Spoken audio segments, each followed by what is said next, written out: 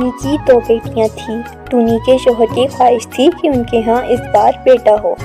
देखते ही देखते बच्चे का अंडे से निकलने का वक्त आ गया।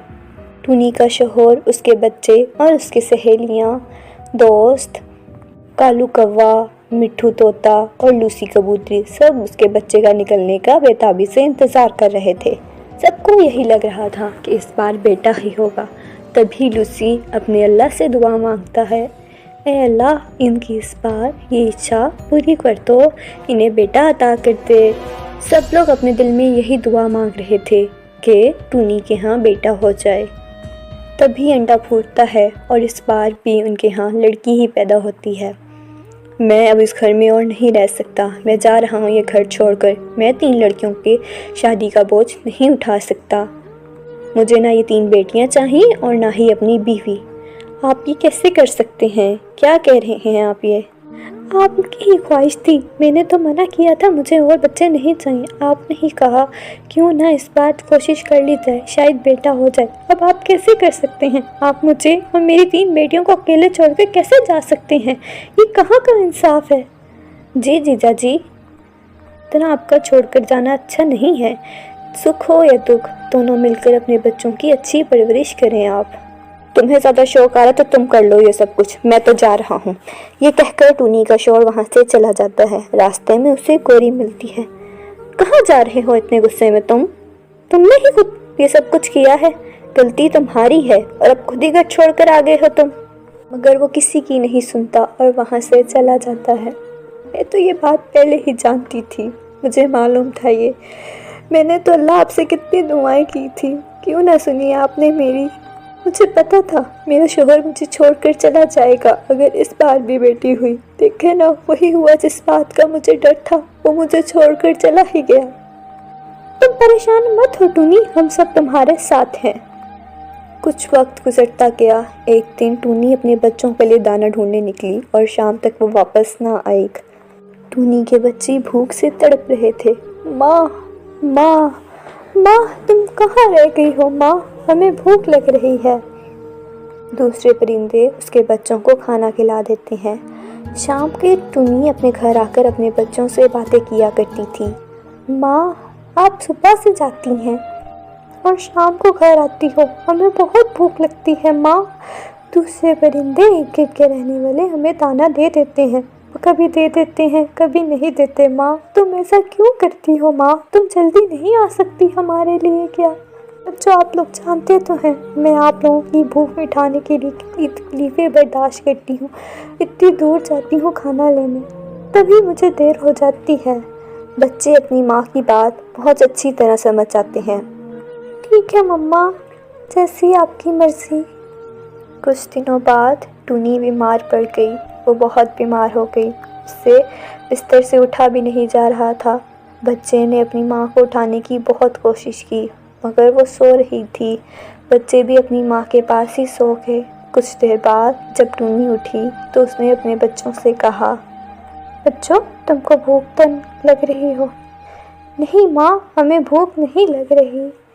बेटा, मैं तुम लोगों की माँ हूँ, मैं जानती हूँ तुम लोगों को किस टाइम भूख लगती है, किस टाइम नहीं। जब मैं घर नहीं होती तब तुम लोग भूखे रहते हो। अब तो मैं घर हूँ, मैं तुम लोगों को भूखा कैसे रहने दे सकती हूँ।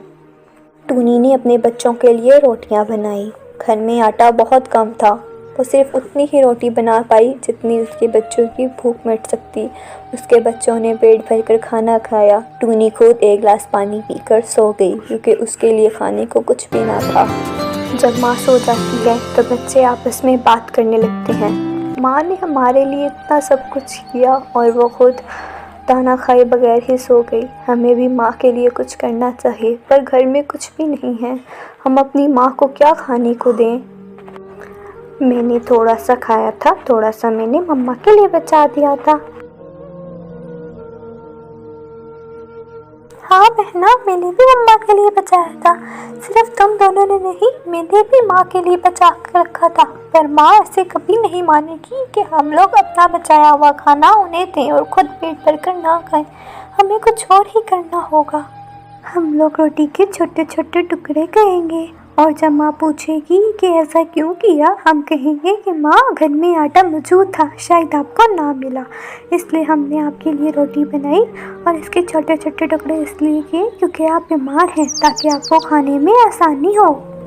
تم ہو تو بہت چھوٹی، مگر تم نے بات بہت سمجھداری والی کی ہے۔ پھر وہ تینوں روٹیوں کے ٹکڑے کر کر ٹونی کے پاس لے کر جاتے ہیں۔ ماں اٹھ جاؤ، ماں دیکھو ہم آپ کے لیے کیا لے کر آئے ہیں، ماں اٹھ جاؤ۔ ماں اٹھ جاتی ہے۔ بچوں، یہ تم ہمارے پاس کہاں سے آئی؟ بچوں نے ماں کو وہی بات بتائی جو ان تینوں نے سوچی تھی۔ ماں ساری بات سمجھ گئی اور بولی، تم لوگوں نے وہ سب کچھ مجھے بتا تو دیا جو میں نے تم لوگوں سے پوچھا، مگر شاید تم لوگ یہ بات نہیں جانتے کہ روٹی ٹھنڈی ہے اور یہ وہی روٹی ہے جو میں نے بنائی تھی۔ تم نے وہ روٹی نہ کھائی اور میرے لیے بچا کر رکھی۔ یہ ٹھنڈی روٹی ہے، مجھے پتا ہے یہ میرے ہی ہاتھ کی بنائی ہوئی روٹی ہے۔ ماں نے اپنے تینوں بچوں کو اپنے گلے کے ساتھ لگایا۔ اللہ تیرا بہت بہت شکر ہے، تو نے مجھے اتنے اچھی بیٹیاں دیں۔ اس طرح ان کی زندگی تکلیفوں کے ساتھ گزر رہی تھی۔ ٹونی کے دوست بھی اس کے لیے پریشان تھے۔ گوری کہتی ہے، ہمیں ٹونی کے لیے کچھ نہ کچھ ضرور کرنا چاہیے۔